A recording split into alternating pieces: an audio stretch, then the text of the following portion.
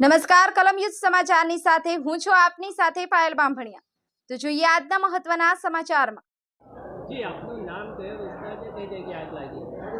મારું નામ છે સબ officer Pragnesh Patel, Majura fire station. હવે આગ કઈ જગ્યા કઈ હોટલમાં આગ લાગી હતી, શું કર્યું? હવે ઇન્ટરનેશનલ બિઝનેસ સેન્ટરમાં સેકન્ડ ફ્લોર પર આગ લાગેલી હતી।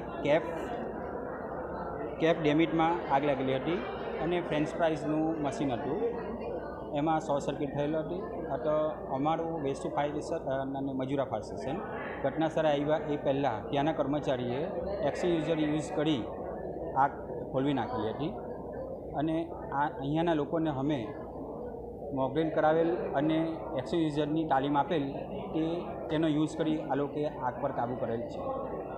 કેવી રીતે આ લોકોએ ટ્રેનિંગ આપેલી? અહીંયા અમે ટ્રેનિંગ આપતા રહીએ છીએ।